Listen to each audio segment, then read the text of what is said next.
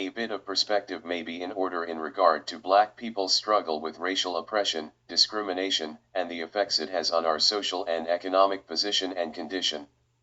Much of this negative existence is embodied in our youth, more so today than at any other time in history.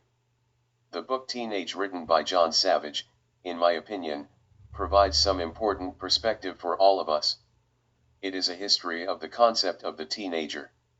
It documents the realization of the years between childhood and adulthood as a distinct period in a person's life, and how societies have grappled to deal with it, since the time of the Industrial Revolution. Black academics are most likely familiar with this history, but have they used this understanding and history in any way, applying it to the social, economic, and political struggle we are engaged in as a people? Anyone who has direct influence or impact on a child or young person's life should be aware of the information in this book. Any Afrocentric focused person should also have this information and understanding of it, if they truly believe culture is a key to black people's individual and collective success. Youth programs like the Boy Scouts were the common solution to combat juvenile delinquency. Organized direction, regimentation, physical activity, etc. were employed to bring youth into conformity. Mentoring and recruiting male teachers is a step in the right direction for a solution to today's problem, but would that alone be enough, given that youth culture dominates American culture now, especially black culture? Do we African Americans also need a national discussion about culture in general and youth culture in particular, and what we need it to do for us? Are we to be subjects of or the directors of the culture that makes us the persons we are? If the Industrial Revolution changed human thinking and behavior, as this book and others inform us, how much more so has the information and technological revolution done and will do? This book speaks of futurists inspired by the Chicago World's Fair of 1893, but what are the challenges of the future for African Americans, nearly a century and a quarter later? Is black people's, if not humanity's in general, future predicated on the youth maturing more quickly? If our intelligence continues to evolve, while our emotional, spiritual, moral, and ethical aspects do not, what will society be like in the future?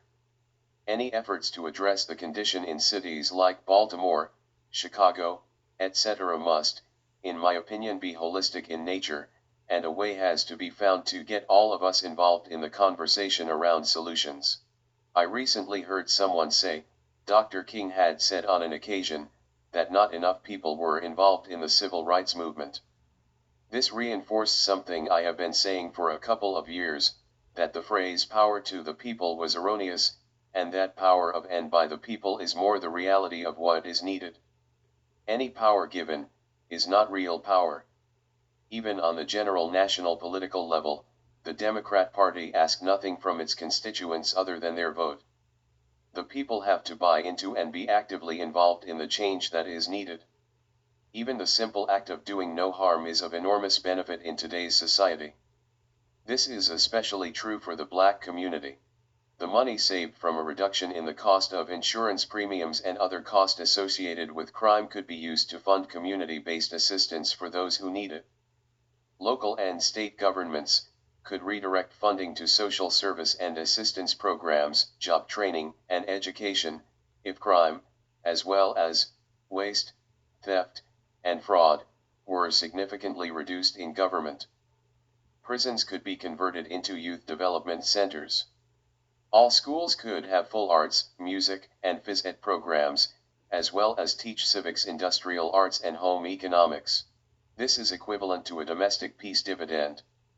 The national budget has been increasing too rapidly to be wasting money on things that just a simple change in behavior could eliminate. This is a challenge for us to live up to what we claim to be, the children of a beneficent and merciful supreme being, enlightened beings who have dominion over the world.